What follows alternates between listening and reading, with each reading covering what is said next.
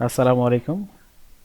আজকের বিষয় হচ্ছে মাইক্রোসফট অ্যাক্সেস 2010 ভার্সনে ডিজাইন মোডে রিপোর্ট তৈরি করা। ডিজাইন মোডে রিপোর্ট তৈরি করতে গেলে প্রথমে আপনার প্রয়োজন হবে একটা টেবিল। আপনি যে টেবিলের উপর ভিত্তি করে রিপোর্টটা তৈরি করতে চাচ্ছেন সেই টেবিলটা প্রথমে তৈরি করে নেবেন। এরপরে আমরা চলে যাব হচ্ছে ক্রিয়েট। এখানে রিবন দেওয়া আছে হোম, তারপর ক্রিয়েট রিবনে আসার পরে এখানে আমরা ক্লিক করব রিপোর্ট ডিজাইনে।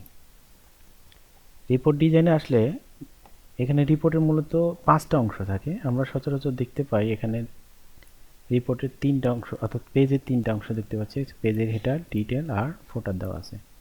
রিপোর্টের জন্য আরও দুটো এক্সট্রা হেডার প্রয়োজন হয়, সেটা হচ্ছে রিপোর্ট হেডার, রিপোর্ট ফুটার। আমরা রিপোর্ট হেডার এবং রিপোর্ট ফুটার নিতে চাইলে ফাঁকা অংশের উপর রাইট বাটন ক্লিক করে আমরা ক্লিক করব হচ্ছে রিপোর্ট হেডার অ্যান্ড ফুটার। তাহলে আমরা পেয়ে গেলাম রিপোর্ট হেডার এবং রিপোর্ট ফুটার। রিপোর্ট যেহেতু ডাটাবেজে ডাটাগুলোকে প্রিন্ট করার জন্য মূলত তৈরি করা হয়ে থাকে, এই জন্য প্রথমে যে জিনিসটা প্রয়োজনে পড়বে সেটা হচ্ছে রিপোর্টের পেজ সেট করে নেওয়া।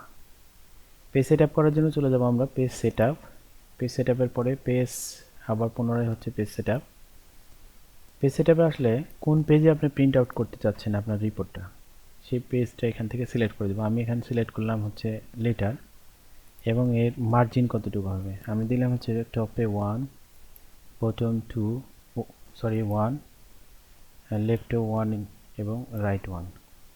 এরপরে আর কোনো কাজ নেই এবং যে জিনিসটা প্রয়োজন পড়বে হচ্ছে রিপোর্টটা প্রিন্ট আপনি কোন মোডে করতে চাচ্ছেন, অর্থাৎ ওরিয়েন্টেশনটা কী হবে, পোর্ট্রেট না ল্যান্ডস্কেপ। আমি এখানে ল্যান্ডস্কেপ করতে চাচ্ছি।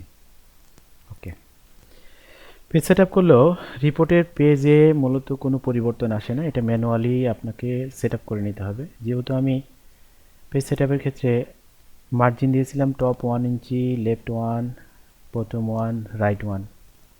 মার্জিন এখানে খেয়াল করতে হবে টপ এবং বটমের মার্জিন কোনো ফ্যাক্ট না, কিন্তু লেফট এবং রাইটের মার্জিনটা আপনাকে খেয়াল করতে হবে।